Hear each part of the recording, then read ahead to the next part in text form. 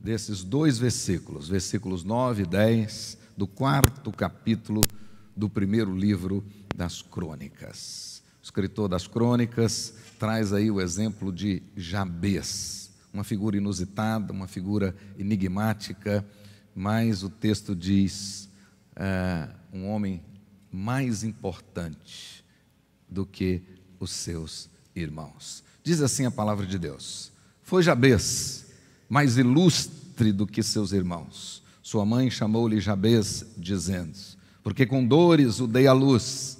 Jabez invocou o Deus de Israel, dizendo: tomara que me abençoes e me alargues as fronteiras, para que seja comigo a tua mão e me preserves do mal, de modo que não me sobrevenha a aflição. E Deus lhe concedeu o que lhe tinha pedido. E Deus lhe concedeu o que lhe tinha pedido. Marque isso na sua Bíblia. Mais uma vez oremos ao Senhor. Fala, Deus, ao nosso coração. Que esse testemunho de Jabez seja impactante para nós nesta noite, no primeiro domingo do ano, iniciando efetivamente a primeira semana do ano. Por isso, ó Deus, em o nome de Jesus, abençoa-nos com o mesmo Espírito que inspirou Esdras para registrar esse testemunho. Que nós possamos verdadeiramente fazer ao longo deste ano a oração de Jabez. Sê conosco e com a tua igreja. Desperta e abençoa o teu povo e aviva a tua obra em o nome de Jesus, para a honra e glória do Senhor. Amém. Quero tratar com os irmãos a respeito dessa oração que deve ser feita ao longo do ano. Então, oração para o ano de 2022. Marque aí na sua Bíblia, oração para o ano de 2022. É muito comum, nesta época do ano, nós desejarmos sucesso para as pessoas, não é isso? Muito comum você desejar aos seus clientes, os seus amigos, enfim, até mesmo parentes. Olha, que você seja bem sucedido nesse ano de 2022, que você tenha sucesso nesse ano de 2022 nos seus negócios, nos seus desejos, nos seus planos, nos seus propósitos para 2022. Todos, ou pelo menos a maioria, desejam sucesso nesse ano de 2002. Muitos pretendem, melhor dizendo, ser bem-sucedido no regime, né, no cuidado da saúde. Muitos pretendem ser bem-sucedido nos estudos. Esse ano precisa e deseja estudar mais para ter uma nota melhor no Enem. Outros para fazer um concurso, passar num concurso público. Enfim, é muito comum e a maioria deseja para os outros e para si mesmo sucesso. Entretanto, infelizmente, para muitas pessoas, e nós temos visto isso, especialmente agora nessa era cibernética, nessa era da internet, nessa era das redes sociais, para muitos o sucesso tem se resumido a duas coisas: parecer e ter. Marque isso aí no seu coração. Parecer e ter. Para muitas pessoas, o sucesso tem se resumido em parecer. Observe o seu Facebook, né? Então, as pessoas querem se mostrar, querem parecer que são felizes, parecer que são bem-sucedidas, parecer que tem do bom e tem do melhor. Então, é um negócio esquisito que nós estamos vendo hoje. A pessoa está lá agora, numa dificuldade de tudo, mas ele faz um prato de uma comida meio bonita, fotografa e posta no Facebook, né? E posta na rede social. Ele encosta num carro bonito que não é nem dele, ele vai ter que trabalhar 100 anos para ter um carro daquele, mas ele tira uma foto e posta, né? Enfim, faz montagens estando lá na Torre Eiffel em Paris, ou em outro lugar, em Dubai, uma série de outros lugares.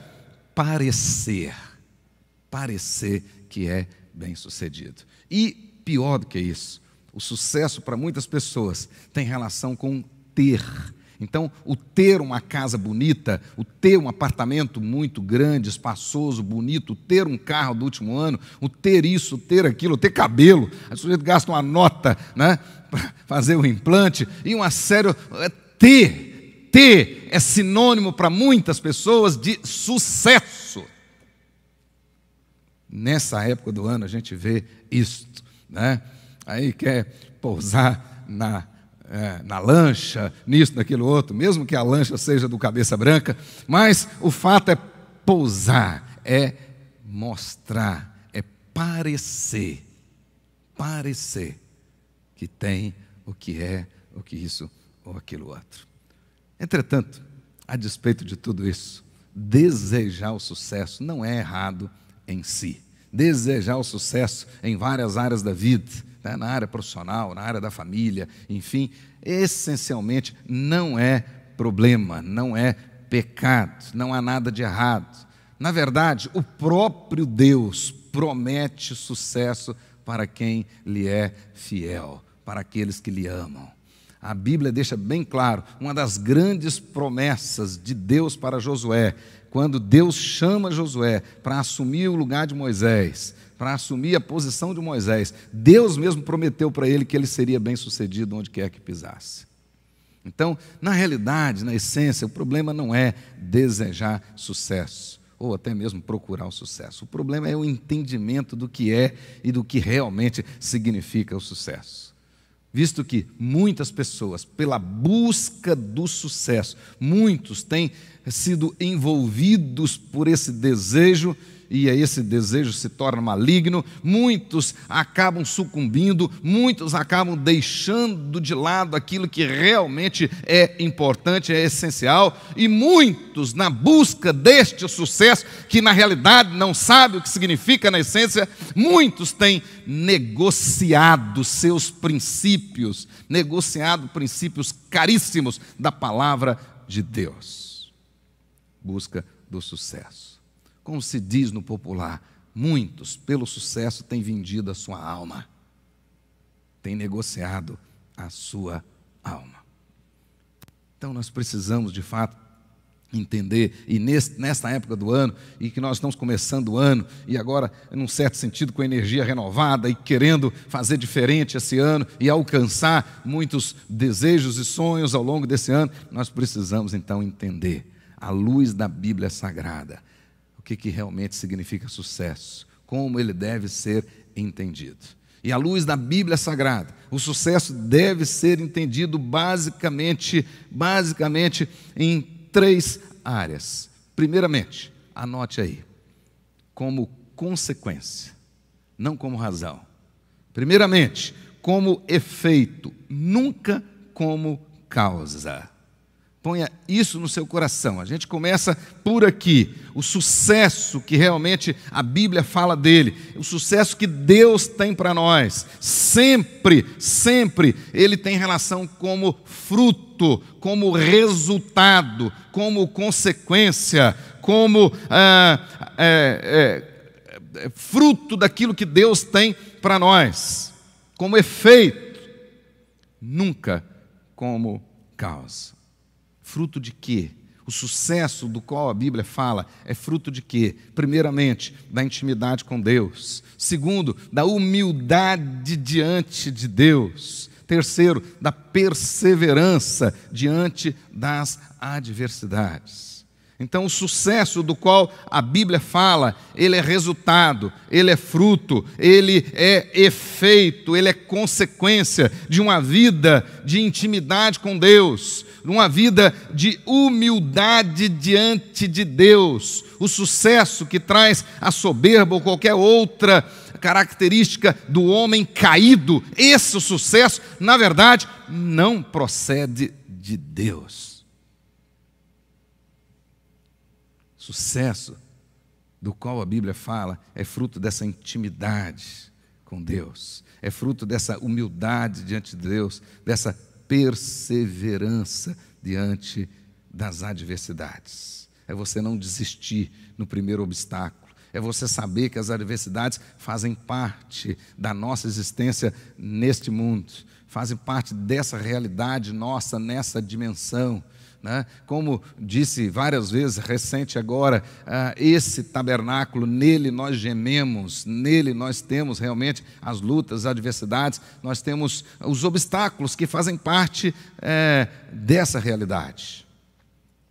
Então, não desistir é uma característica bíblica do sucesso. Mas, em segundo lugar, precisamos entender o sucesso. Primeiramente, como consequência, como fruto. Segundo, nós devemos entender que o sucesso do qual a Bíblia fala, ele precisa ser buscado.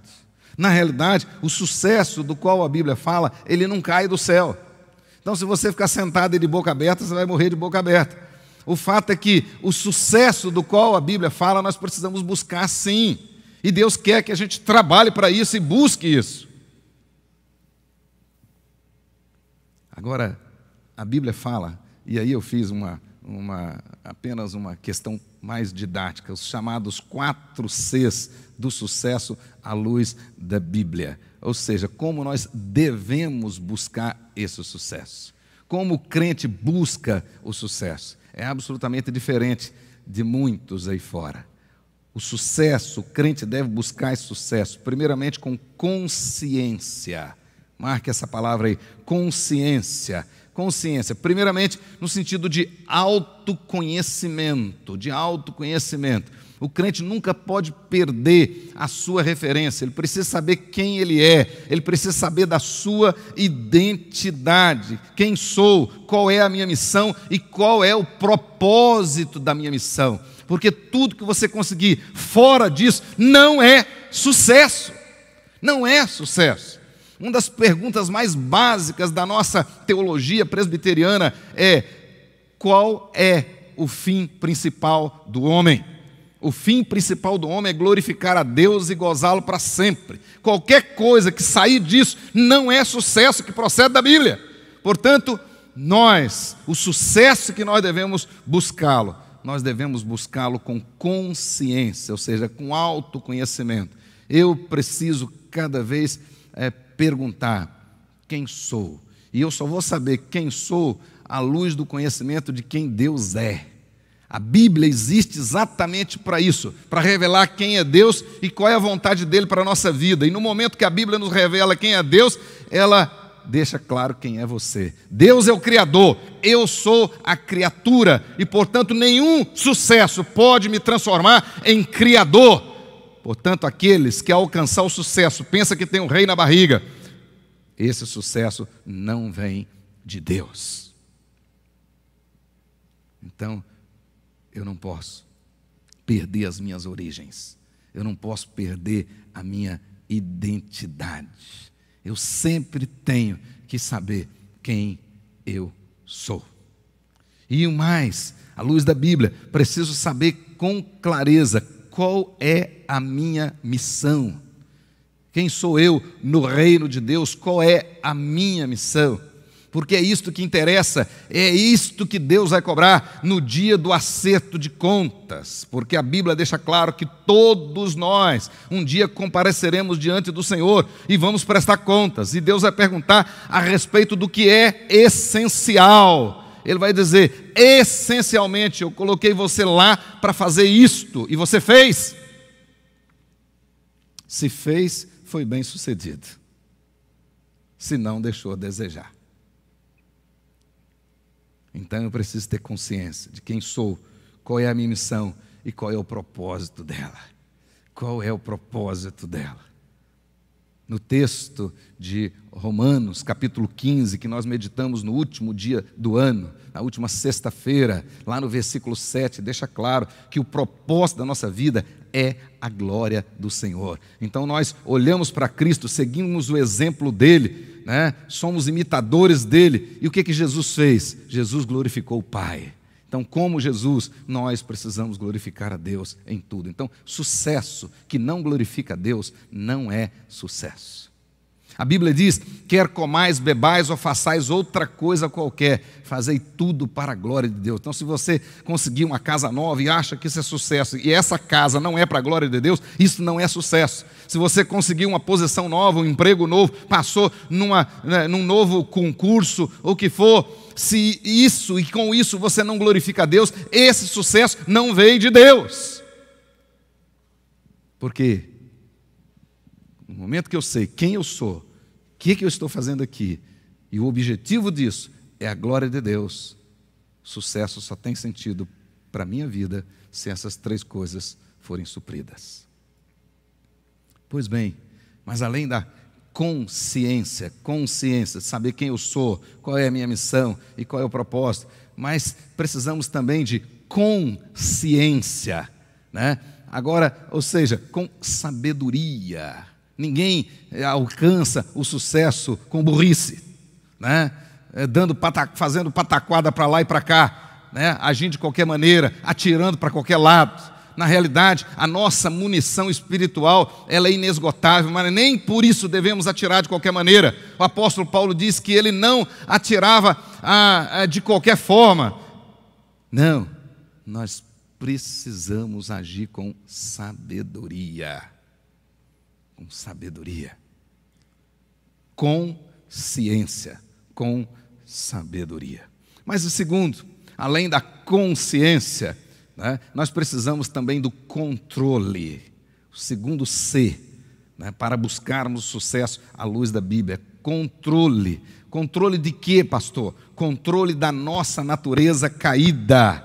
Nossa natureza caída, né? Quando estivermos prosperando, temos que vigiar em dobro a nossa vaidade, temos que vigiar em dobro a nossa soberba, temos que vigiar em dobro o nosso egoísmo, porque na esteira do sucesso vem o egoísmo, na esteira do sucesso vem a vaidade, na esteira do sucesso vem a soberba. Quantas pessoas eram muito simples no início da conversão, nas dificuldades, nas lutas, e agora ficou rico, alcançou sucesso, emergiu, e vem aqui na igreja, na Páscoa e no Natal.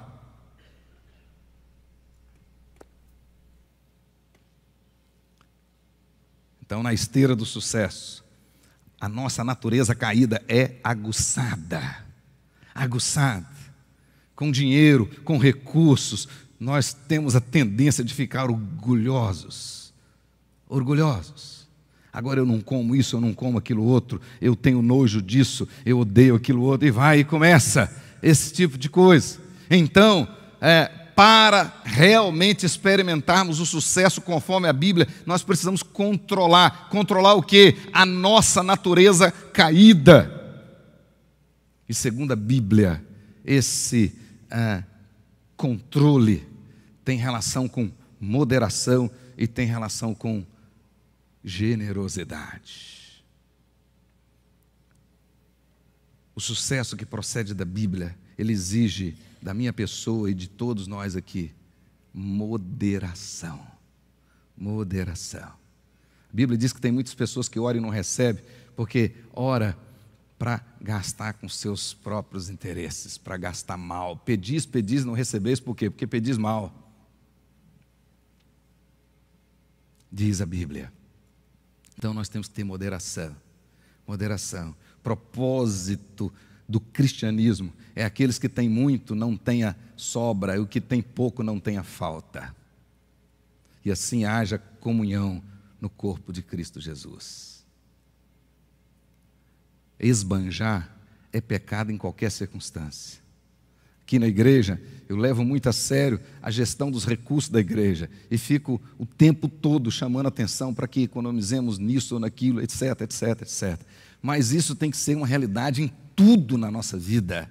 O crente, ele precisa ser um bom mordomo, um mordomo fiel em tudo na sua vida, do tempo. Quanto de tempo você desperdiça e joga fora? Em tudo precisamos de moderação. Em tudo. E tem faltado muita moderação nos nossos dias. Mas precisamos de generosidade. Deus nos faz prosperar para que nós sejamos fonte de bênçãos para outras pessoas, para a nossa família, para a igreja e assim por diante. Se não for assim, não tem sentido.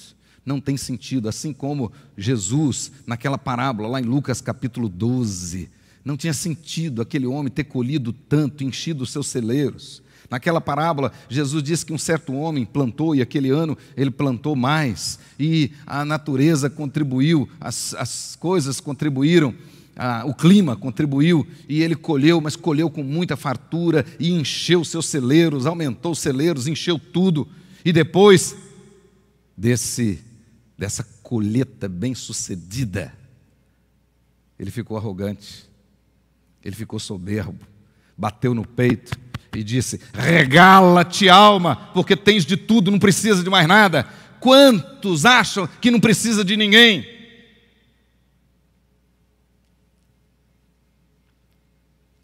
Mas aí, com sabedoria, naquela parábola, Jesus disse: louco, louco, se hoje pedires a tua alma, o que tens preparado, para quem será? Qual é o sentido? Se você não trouxe nada para aqui, e o propósito de Deus é que daqui você não levará nada. Então, na realidade, Deus deixou claro que nós não podemos colocar o nosso coração nas coisas dessa existência, porque nós não trouxemos nada para cá e não vamos levar nada daqui, e o que Ele prometeu para nós é totalmente diferente disso que está aqui. Então, o sucesso que procede de Deus, Ele traz no seu bojo a moderação, ou seja, o contentamento. Quando o apóstolo Paulo, escrevendo aos Filipenses, um testemunho poderoso de Paulo aos Filipenses, quando ele diz: aprendi a viver contente em toda e qualquer situação. Paulo foi um homem bem sucedido, mas ele diz: aprendi a viver contente na escassez, na fartura. Aprendi a viver contente em toda e em qualquer situação. Aprendi a ser exaltado, aprendi a ser humilhado. E o pano de fundo de tudo isso é a minha convicção de que tudo posso naquele que me fortalece, dizia o apóstolo Paulo. Mas também, além do controle da nossa natureza caída e manter a moderação, temos que incentivar a generosidade. A generosidade. O apóstolo Paulo, ele deu um testemunho a respeito de Jesus que não aparece em nenhum lugar nos evangelhos. Ele disse assim, que o Senhor Jesus disse que é melhor dar do que receber. E como ele estava inspirado pelo Espírito Santo, é óbvio que de fato Jesus disse isso. É melhor dar do que receber. Quando nós, e vários dos que estão aqui, já foram conosco a Israel, e a gente percebe isso visivelmente lá em Israel, né? O Mar da Galileia, um grande lago, que é a bênção para Israel, um verdadeiro pulmão para Israel, né? O coração, melhor dizendo, para Israel. Mas o Mar da Galileia, ele recebe e dá.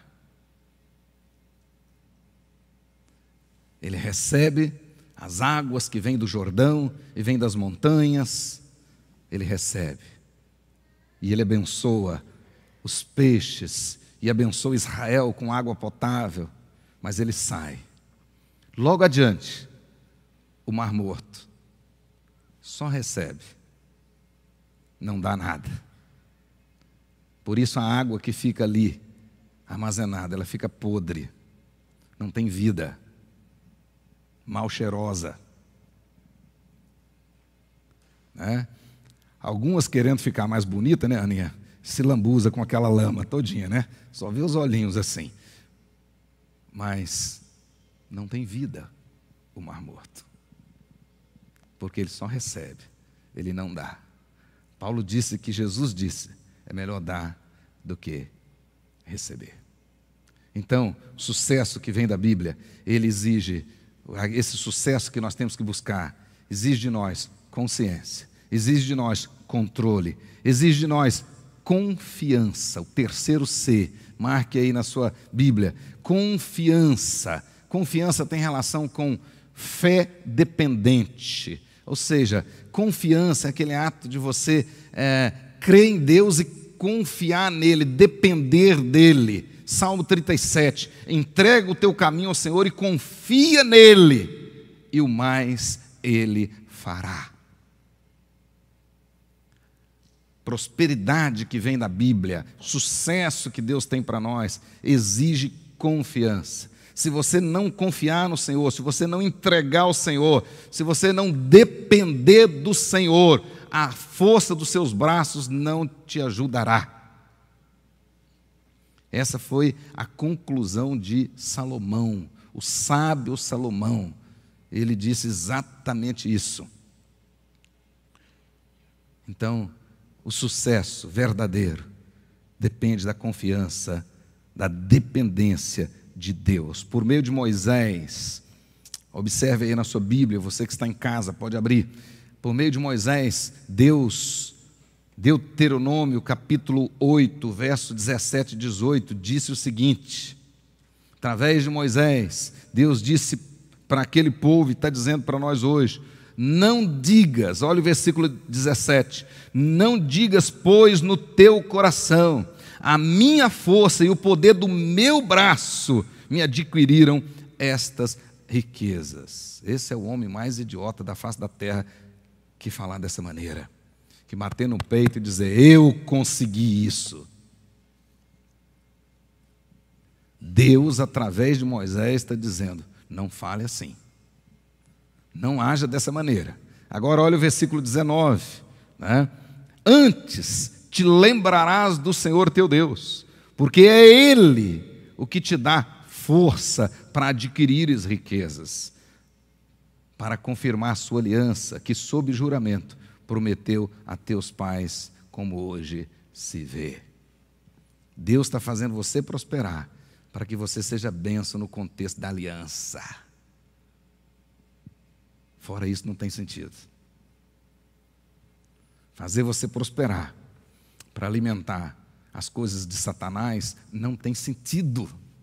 Não tem sentido. Para que você precisa ter muito dinheiro para esbanjar com as coisas do mundo? Não tem sentido. É isso que Deus está dizendo através de Moisés. Então, não diga que você prosperou com a força do seu braço, dos seus braços. Absolutamente não. Pelo contrário, aquele que é fiel vai dizer: eu prosperei porque Deus me deu forças para adquirir estas riquezas e para usá-las no contexto da aliança, porque Ele é o Deus da aliança. Não tem sentido você ter um carro se ele não servir para o reino de Deus. Não tem sentido você ter uma casa que as portas não se abram para um grupo pequeno para servir o reino de Deus. Não tem sentido você ter colocado no Facebook pratos mais bonitos, frango assado, isso, aquilo, outro, se você não partilha com quem não tem. Não tem sentido. Essa felicidade é de fachada, só parece. Esse sucesso só parece sucesso. Não tem sentido. Se você não glorificar a Deus, o privilégio de poder passar uns dias na praia, se você lá na praia não aproveitar, acordar de madrugada e andar naquelas areias bonitas e com a mão para cima e glorificando ao Senhor e dando glórias e cantando louvores, se não for assim, não tem sentido. Não tem. Então o sucesso do qual a Bíblia fala e que nós devemos buscá-lo com consciência, devemos buscá-lo com controle, controlar a nossa natureza, porque senão esse sucesso nos enreda, e na hora que você menos perceber, você está muito longe de Deus, muito longe de Deus, muito longe, até já abandonou a família, isso, aquilo, outro, já arranjou uma mais novinha, ou um mais novo, e vai por aí fora, longe de Deus. Muitos foram enredados por causa do sucesso. Muitos que cantavam muito bonito aqui na igreja começaram a dizer que cantava bonito, aí já resolveu gravar um disco mundano, daqui a pouco já está gravando axé, e está gravando funk e não sei mais o que, e aí já vira MC e vai por aí fora. Não tem sentido. Não tem sentido. Mas aqui mesmo, nessa questão da confiança, tem na Bíblia um exemplo muito interessante, mas muito interessante. Pode observar, segundo livro das Crônicas, capítulo 26, verso 5. Esdras, aí no segundo livro das Crônicas, ele vai dar o testemunho do grande rei Uzias. Grande rei Uzias, o 10º rei de Judá. 10º rei de Judá. Foi rei nos dias de Isaías. Aliás, a maioria da igreja só conhece Uzias por causa da expressão que aparece lá em capítulo 6 de Isaías, no ano da morte do rei Uzias. Só sabe disso. Mas o rei Uzias foi um grande rei, né? O segundo reinado mais longevo de Israel e também de Judá. ele só perdeu para Manassés, mas a Bíblia diz que Uzias reinou 52 anos, ele reinou. E mais, a Bíblia diz que nos 52 anos de reinado de Uzias, houve paz e prosperidade em Judá. Houve paz e prosperidade em Judá, nos seus 52 anos de reinado. Mas um detalhe curioso, que nesse versículo 5 do capítulo 26, nós temos aí o segredo do sucesso do rei Uzias, que depois de Salomão, nenhum outro reinado, nem Israel e nem Judá, nenhum reinado depois de Salomão foi tão próspero como o reinado do rei Uzias. Nenhum. Mas nesse versículo diz lá, sabe por quê? O segredo do sucesso de Uzias. E nesse ano de 2022 você também quer ser bem-sucedido? Olha o segredo aí. Propôs-se o rei Uzias a buscar a Deus nos dias de Zacarias, que era sábio nas visões de Deus. Nos dias em que o rei Uzias buscou o Senhor, Deus o fez prosperar. Amém? Presbiterianos, amém. Glória a Deus. No dia que ele dispôs o seu coração para buscar o Senhor, para andar nos caminhos do Senhor, para andar retamente, o contrário do que o pai dele tinha feito, o texto diz que Deus o fez prosperar. Ele prosperou, o reinado de 52 anos, sem guerras, o reinado abençoado. De fato, nós precisamos confiar no Senhor. Ele vai nos fazer prosperar. E o último C, então o primeiro é consciência, o segundo é controle, o terceiro é confiança e o quarto, compromisso. Nunca vi um preguiçoso, um descomprometido prosperar. Não. A prosperidade que realmente vale a pena é aquela prosperidade que exige compromisso.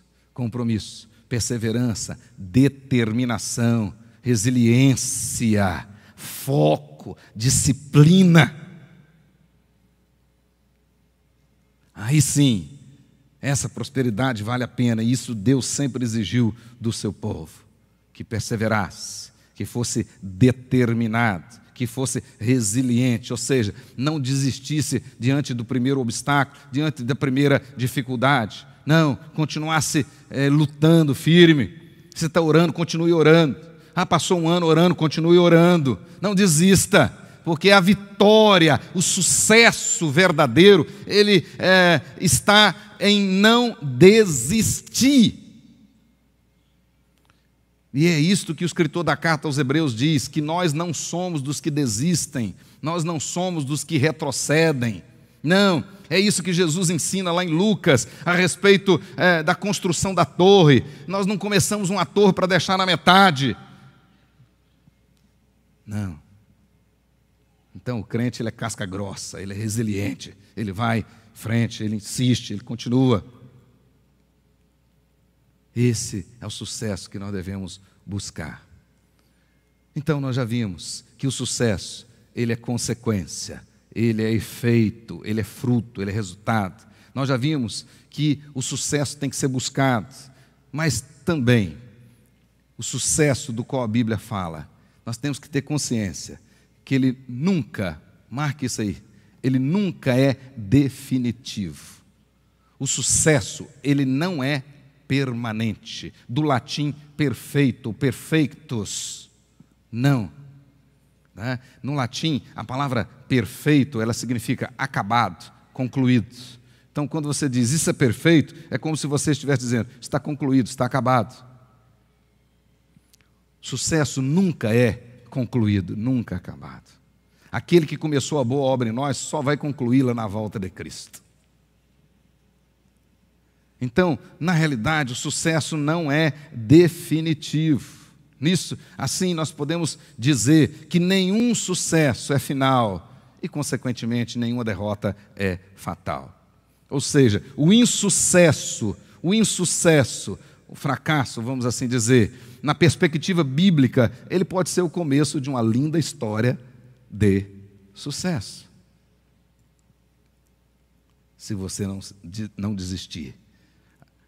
Significa que nós não podemos contentar com o sucesso, mas também não podemos nos conformar com o fracasso. Não podemos nos conformar com o fracasso. Aliás, há quem diga que muitas pessoas, né, se acomodam no fracasso porque o fracasso é confortável, por incrível que pareça. E, de fato, as pessoas que dizem isso ou que pensam assim estão corretas. De fato, o fracasso, ele é bastante confortável, por 3 motivos. Primeiro deles, que ele tira a responsabilidade do fracassado, transferindo para outras pessoas ou para outras circunstâncias. Não deu certo porque é culpa do meu pai. Meu pai gastou a herança toda. Se eu tivesse deixado a herança, hoje eu estava bem de vida. Então, eu estou na miséria hoje porque é culpa dele. Não é isso? Então, nesse sentido, o fracasso tira a responsabilidade do fracassado. Ele põe a culpa em outros. É por causa disso, ou por causa daquilo, ou por causa dessa circunstância, daquela circunstância. Se não tivesse dado tanto sol, ou se não tivesse chovido tanto, ou se não tivesse a pandemia, se não tivesse isso, se não tivesse aquilo outro, eu teria dado certo. Então, eu não tenho responsabilidade.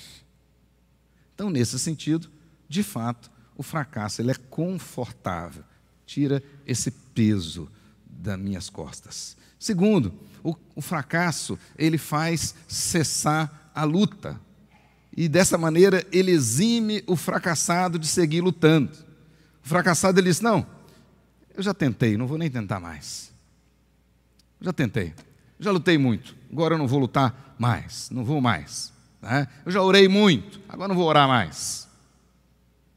Então, por não ter visto resultados, ele desiste e se acha desincumbido daquela responsabilidade.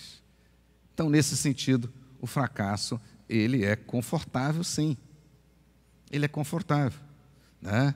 A pessoa não se sente responsável e a pessoa também para de lutar. Então, ela não vai gastar mais energia. Para de lutar. Terceiro, por mais incrível que pareça, o fracasso, ele inspira segurança e tranquilidade. Olha que coisa maluca, né? Ele inspira segurança e tranquilidade, por mais esquisito que possa parecer. Na verdade, quando o fracassado para de lutar, ele se sente seguro e tranquilo. O fracasso se transforma na sua zona de conforto. E ele então acha que é melhor ficar por ali mesmo. Eu já tentei uma vez, nem vou mais. Então deixa eu ficar aqui. Alguém já disse que, nesse sentido, o fracasso se torna um quarto confortável. Então eu vou ficar ali dentro, não vou sair. E é interessante, uma das características bem claras na vida de muitas pessoas, algumas, inclusive, sofrendo com depressão, não por causa do fracasso em si, mas outras não querem nem sair do quarto. Porque essa é uma zona de conforto, lá fora é perigoso. Então deixa eu ficar aqui. Portanto, não podemos nos conformar com o fracasso.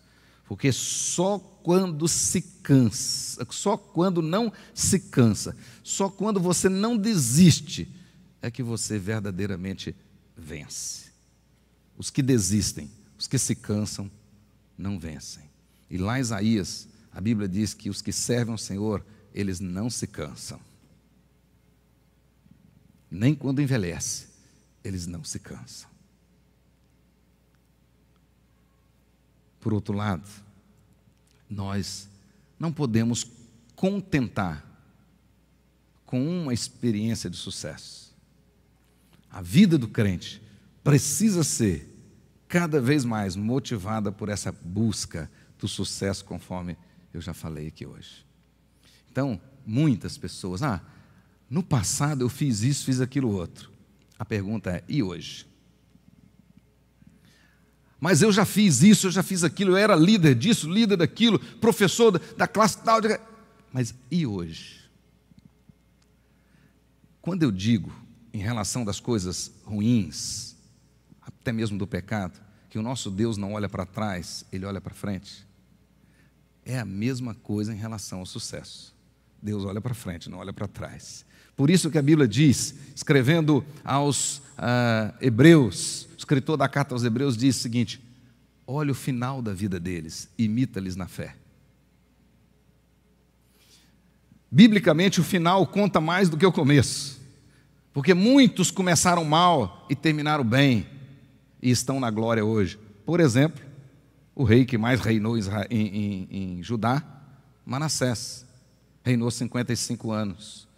Manassés, a maior parte do reinado dele foi um desastre, totalmente longe de Deus, queimou até os filhos para Satanás. Mas no final da vida ele mudou de vida, se converteu, Deus o abençoou. Mas Demas, companheiro de Paulo, começou bem e terminou mal. E tantos outros. Então você que está me assistindo, os que estão aqui, na realidade, a grande vitória é não se cansar, é continuar, não se contentar com a vitória de hoje. Você ganhou uma alma para Cristo, Deus seja louvado, mas tem outras para ganhar, então continue. Você está trabalhando hoje, servindo ao Senhor na seara dEle, e está sendo uma bênção, não pare, não se contente com isso, continue. Em todas as áreas. Continue. Então nós não podemos nos contentar com o sucesso. O sucesso ele é sempre desafiador. Nesta vida, ele sempre vai ser incompleto. Então nós temos que buscar cada vez mais. Cada vez mais. Esse texto que eu li no início, a oração de Jabez, é uma oração bem-sucedida. Nós temos aqui a história de uma oração bem-sucedida. Esdras, quando escreveu o livro de 1 Crônicas, 2 Crônicas, o livro de Esdras, o livro de Neemias, o livro de Esther, esses livros chamados pós-exílico, escrito mais ou menos entre o ano 520 e 400 antes de Cristo, e especialmente os livros, as crônicas, elas foram escritas para despertar o povo de Deus em relação à santidade, ou seja, à comunhão com Deus, em relação à obediência, em relação ao serviço. O serviço motivado pela fé e pela fidelidade. E para ensinar o povo a respeito disso, Esdras, então, ele pinça vários testemunhos da história de homens e mulheres. E através desse testemunho, ele queria então ensinar o povo. E um desses testemunhos que Esdras usou para ensinar a respeito dessa comunhão com Deus, dessa obediência, desse serviço, um dos testemunhos que ele trouxe para mostrar para o povo o que é, ou quais são as características de uma pessoa bem-sucedida, quais são as características de uma pessoa de sucesso. Ele vai lá e busca o exemplo de Jabez. Me parece, irmãos, que essa personagem era conhecida entre o povo. Me parece que o povo sabia da história de Jabez. Me parece que a fama, entre aspas, de Jabez, o sucesso deles, era corrente entre o povo que estava voltando depois de 70 anos do Egito, na Babilônia, 70 anos do cativeiro babilônico. Por isso que Esdras nem se dá o trabalho de explicar detalhes de Jabez. Ele sempre, é como se ele estivesse dizendo, vocês sabem que Jabez foi o mais ilustre dentre os seus irmãos. Foi mais ilustre do que qualquer um deles. E um detalhe, Jabez é da descendência de Judá, da descendência de Judá. Provavelmente um calebita, ou seja, um dos líderes da tribo de Calebe, que era de Judá.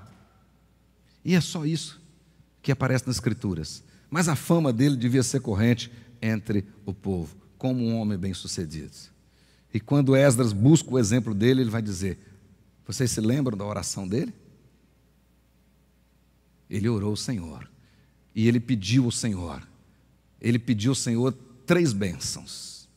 Por isso é que eu disse que essa oração é a nossa oração do ano de 2022. Você deve fazer essa oração, né? Essa oração aqui é como se Esdras está dizendo: o segredo do sucesso está aqui. O segredo do sucesso tem a ver com a santidade diante de Deus, tem a ver com a obediência à palavra de Deus, tem a ver com o serviço, fruto da fé, da fidelidade ao Senhor.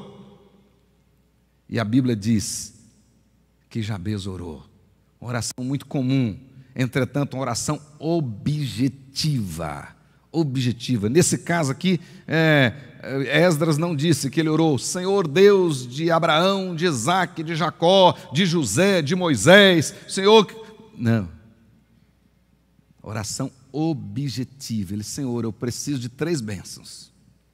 Preciso de 3 bênçãos. E aí nós poderíamos dizer os 3 P's da oração de Jabez. Primeiro ele pediu prosperidade.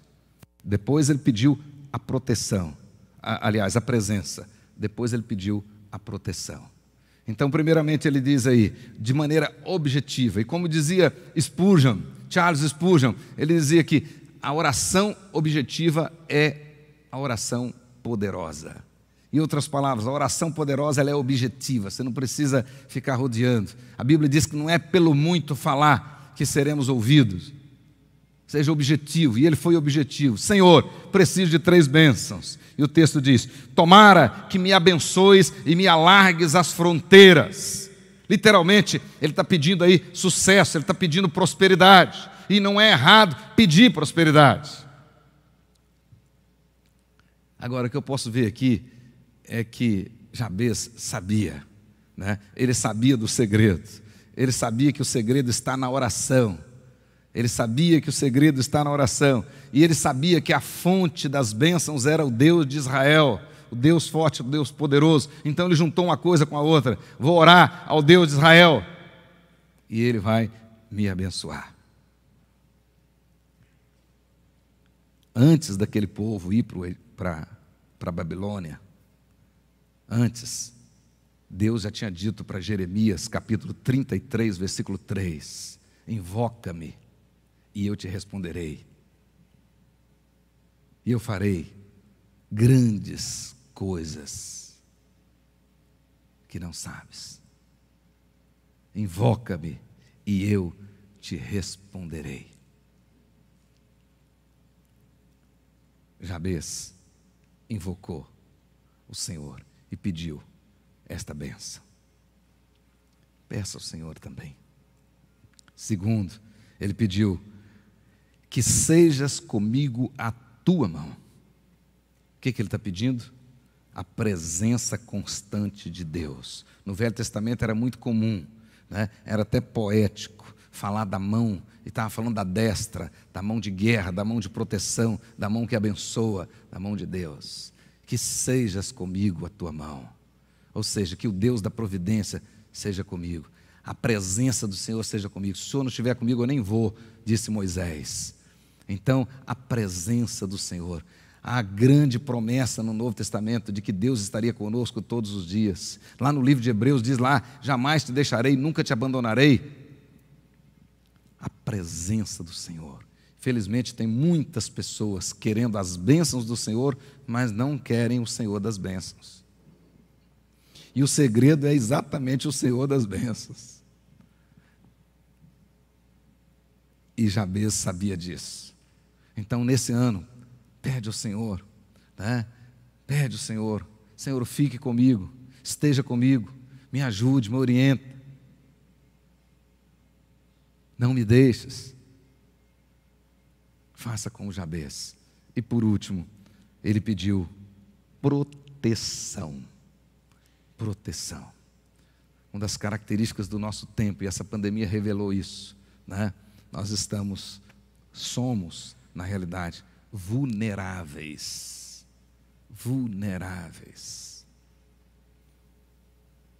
vulneráveis. E Jabez está pedindo proteção. Olha o que ele diz: e me preserves do mal. A palavra que aparece aí é o maligno mesmo, o maligno. Me preserves, né, de todas as artimanhas de Satanás, do diabo, nosso adversário, que anda em derredor, rugindo como leão, procurando uma brecha para atacar. Me proteja, Senhor. Me proteja. Me proteja dos homens diabólicos, dos homens malignos. Me proteja, Senhor. Ele disse, lá, de modo que não me sobrevenha a aflição. Ou seja, ele está dizendo, Senhor, tenha misericórdia. Me livre, Senhor, destes sofrimentos tantos. Prosperidade. Presença constante de Deus, proteção. Jabez olha para Deus em confiança e ele pede que Deus seja o seu protetor. Confiou na proteção de Deus. E eu encerro com as palavras de Esdras. Quem escreveu esse livro foi Esdras. E ele termina dizendo o seguinte: e Deus lhe concedeu o que lhe tinha pedido. Oh, glória! Mas a grande lição aqui é que o Deus que atendeu Jabez ainda nos atende. É o mesmo Deus que não mudou.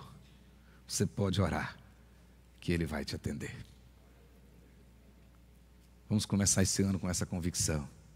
Nosso Deus é o Deus que ouve as nossas orações. Outro rei que foi bem sucedido e teve uma oração curta, objetiva, que a gente costuma dizer que foi a oração mais rápida atendida na Bíblia, foi Ezequias. Ezequias orou e antes que o profeta saísse do palácio, Deus já tinha atendido a oração dele e mandou o profeta voltar. Volta lá e diga para ele que eu já atendi a oração dele. Ezequias. Ele é que escreveu o Salmo 116. E uma das coisas que ele colocou no Salmo 16 é o seguinte: 116. Amo o Senhor, porque Ele ouve a minha voz. Ele ouve as minhas súplicas. Pode pedir. A Bíblia diz, garante isso para nós: invoca-me e responderei, e farei grandes coisas. Abra bem a tua boca e encherei. Ore ao Senhor. E que nesse ano de 2022, nós possamos experimentar esse sucesso. Sejamos bem-sucedidos. Que nossa igreja seja bem-sucedida, do jeito que a Bíblia ensina. Esse sucesso vale a pena. Esse Deus tem para nós. Esse traz alegria, traz satisfação. O outro traz tribulações, angústias. O que vale aquele sucesso que o sujeito não consegue nem dormir direito? O que vale? O que vale aquele sucesso que ele está tão preocupado em perder? E alguém dá um espirro lá na Alemanha, lá nos Estados Unidos e tudo, as bolsas, né, entram em pânico aqui no Brasil e ele desesperado daqui a pouco dá um tiro no ouvido. Que sucesso é esse? Que sucesso é esse? Vale a pena? Não. Sejam bem-sucedidos em nome de Jesus.